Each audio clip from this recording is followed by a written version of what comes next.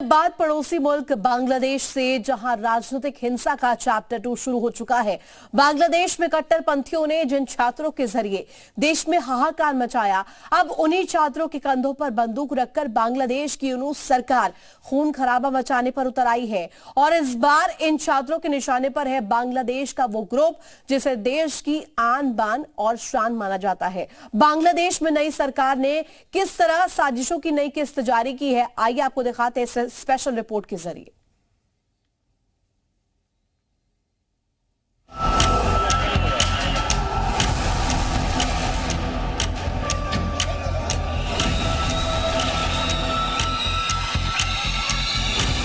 बांग्लादेश में हिंसा का चैप्टर नंबर 2।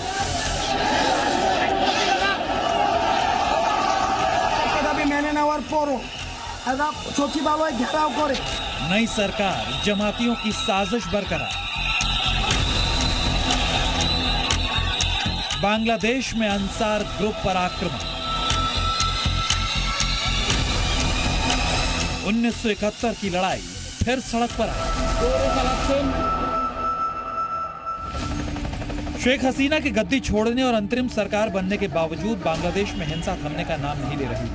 बांग्लादेश में तख्तापलट के सूत्रधार बने छात्र एक बार फिर सड़कों पर हैं और इस बार इनके निशाने पर है बांग्लादेश का अंसार ग्रुप।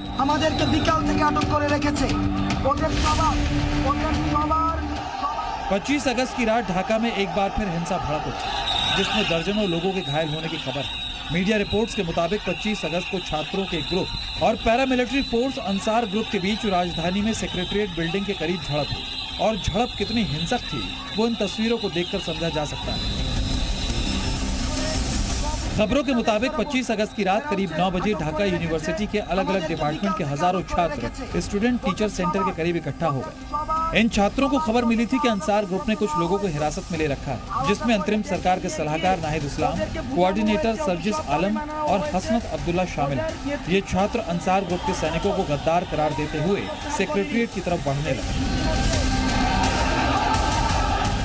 अंतरिम सरकार के सलाहकार नाहिद इस्लाम, कोऑर्डिनेटर सर्जिस आलम और हसनत अब्दुल्ला जैसे छात्र नेताओं का दावा है कि नई सरकार के आश्वासन के बावजूद अंसार मेंबर्स ने सचिवालय की नाकाबंदी खत्म नहीं की। यही नहीं, बांग्लादेश की कट्टरपंथी सरकार के नेताओं ने कुछ अंसार मेंबर्स पर साजिश का हिस्सा बताते हुए उन पर देश को अस्थिर करने का भी आरोप लगाया। और रविवार की रात देखते ही देखते यही जुबानी जंग हिंसक झड़प में तब्दील हुई।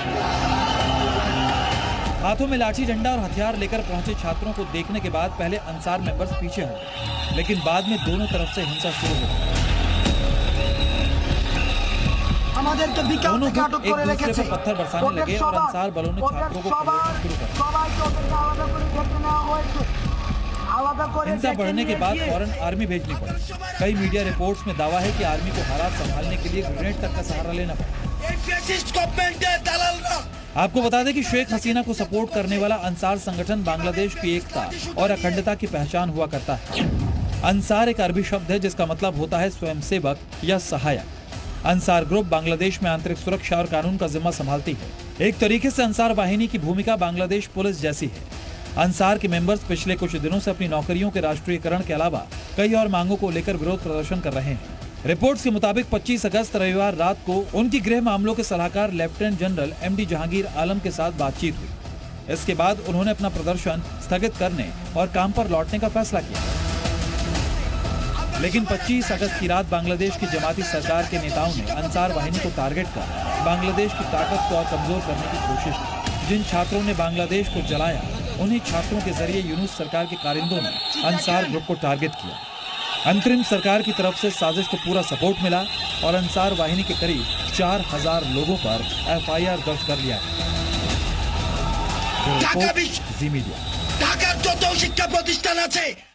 तो पड़ोसी मुल्क बांग्लादेश में क्या कुछ हालात है आपने देखा। रुकेंगे।